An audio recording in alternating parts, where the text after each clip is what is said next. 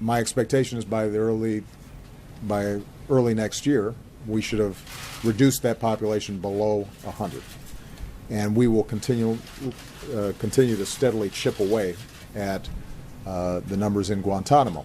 It's his version of Stairway to Heaven. He plays it at every party. President Obama still wants to give the heave-ho to Gitmo and offload over 100 prisoners with terror ties still in there to somewhere.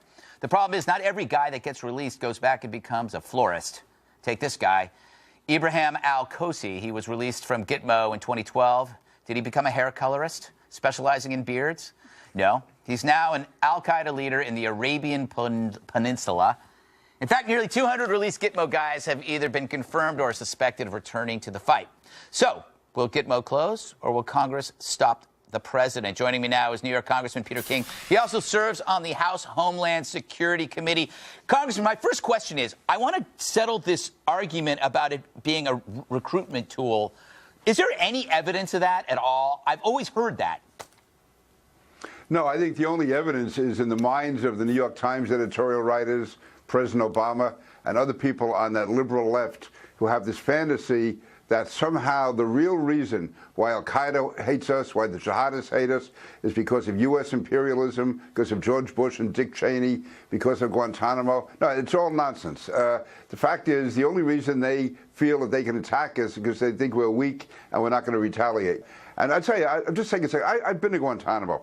I can tell you there's not an army base in this country or a boot camp in this country where the soldiers are treated as well as the so-called prisoners are at Guantanamo. These guys are playing soccer.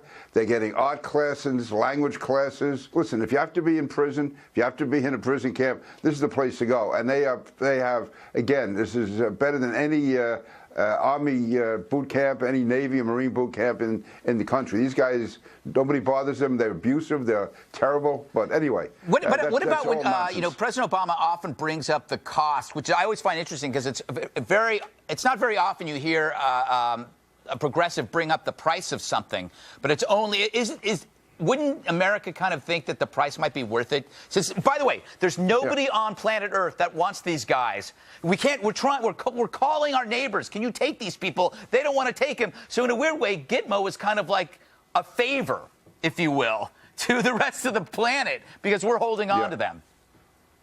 Yeah, and all the guys, all these prisoners who have been released, all of them have gone through some kind of screening process, and almost 30% of them are back on the battlefield, including this guy Cozy you were talking about, who was very big at al-Qaeda in the Arabian Peninsula, and they are the one of all the al-Qaeda elements, they're the ones who have tried to attack the U.S. the most times since 9/11. They're the most deadly toward the U.S. Now, ISIS obviously is a greater power, but as far as wanting to attack the U.S., that's al-Qaeda in the Arabian Peninsula. That's where Cozy went, and he shouldn't have been released in the first place, obviously. Hey, yesterday when I was on the 5, Geraldo, you remember him, started yelling at me, said that Gitmo was unconstitutional, and I couldn't follow the argument. Is there any shred of fact behind the fact that Gitmo is unconstitutional?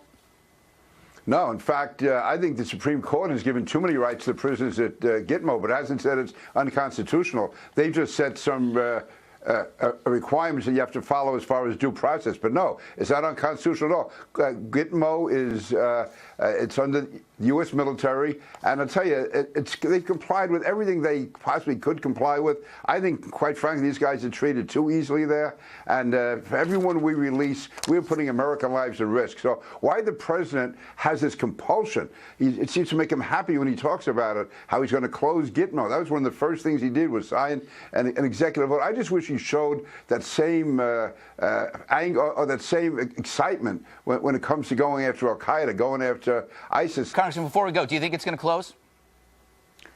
The only way I think he could close it would be to send those prisoners to the U.S. Okay. And if he does that violates, and that's why Congress should go to court and get an injunction now to say he cannot do it. Okay, thank you, Congressman King. Very helpful. See you soon, Great, I hope. Thank you.